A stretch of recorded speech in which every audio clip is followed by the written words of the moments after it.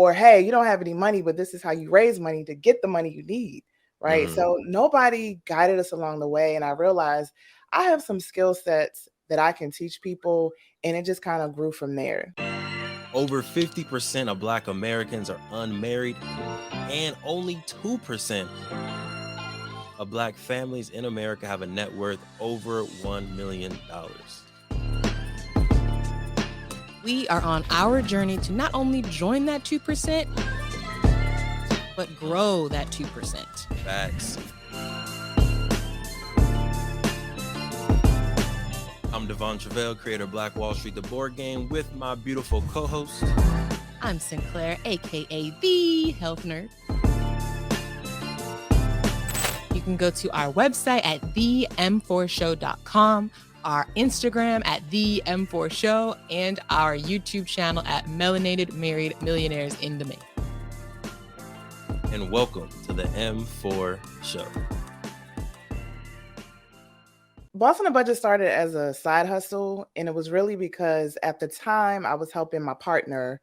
He was launching his nonprofit, and I was helping him because had experience in grant writing and had done some of the work. So I was like, okay, I can do this. I can help him launch. And we made all the mistakes, right? Like we did all the things wrong. But in that process, I realized like, who's going to help us like navigate this space? Like, this is a great idea. He was making such an impact in the lives of young people, but there wasn't like a mentor out there or people you could turn to say, hey, do this, not this, or, hey, this is where you find funding, or, hey, you don't have any money, but this is how you raise money to get the money you need, right? So nobody guided us along the way. And I realized I have some skill sets that I can teach people, and it just kind of grew from there. So I started teaching grant writing classes free in my community. And then from there, I realized like people don't have the basic structures in place for their organization. So they can't even get to the grant because they don't even know how to describe their mission or write out their program and stuff like that. So Boss on a Budget grew from a grant writing kind of focus to nonprofit development. And then eventually, how do you even just raise any money, not just grant writing? Yeah, that's good. That's good. It's like it was born from a need, which I feel like is... Look, we're going to get right back into the amazing podcast. But if you didn't know, in 2017, we created Black Wall Street, the board game, because we thought more families needed to know about the history of Tulsa Black Wall Street.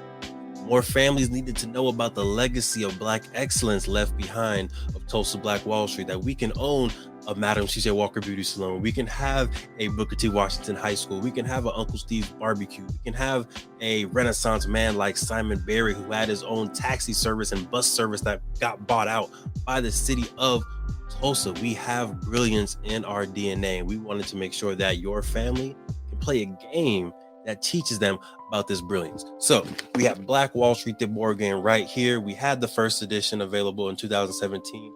That got sold out. We're on the second edition right now, or you can get the beautiful masterpiece version of the game as well. It's up to you. Head to playblackwallstreet.com and get yourself Black Wall Street, the board game, to empower you, your family, and generations to come.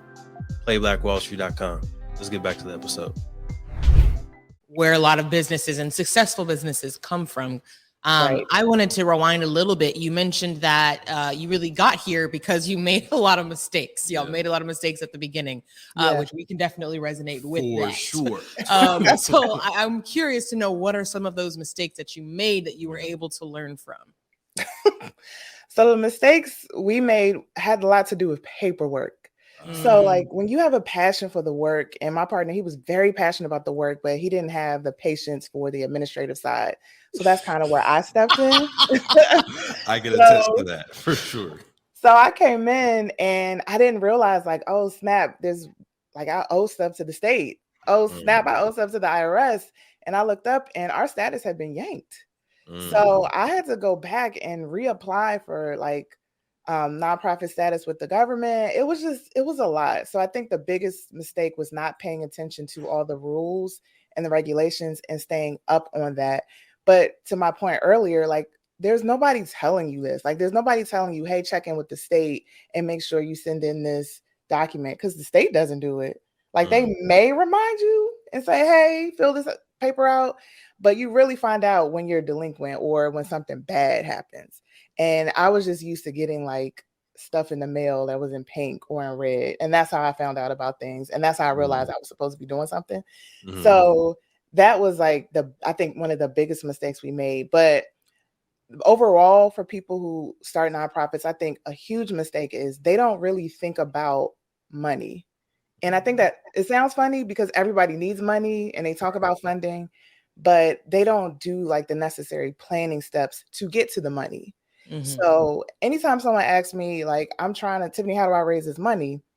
My question is, how much you want to raise and what's your budget? And I always hear crickets. I always hear crickets when I ask that question.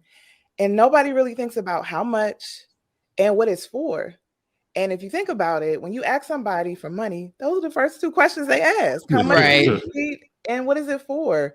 So I think one of the biggest mistakes people make is like not thinking about how to get to the money and just sitting down writing a budget. It does not have to be that hard, but people make it hard because they're intimidated by budgets. And then thinking about, if I know what my number is, what's the most realistic way I can get there?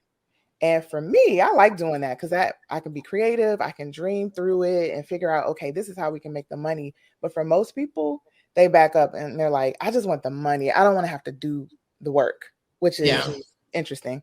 But yeah, those are the biggest mistakes I've seen: paperwork and like not focusing on the money. Thank you for supporting the M4 show and our mission to increase the wealth of Black families. If you received any value from this episode, any value at all, any, do us a favor and give us a like and subscribe on YouTube and Apple, Spotify, anything, all of them, all of them, wherever you're listening. Go ahead and like and subscribe. And after you like and subscribe, make sure you send this episode to at least one family that you really want to see win. We'll catch y'all next time. Peace.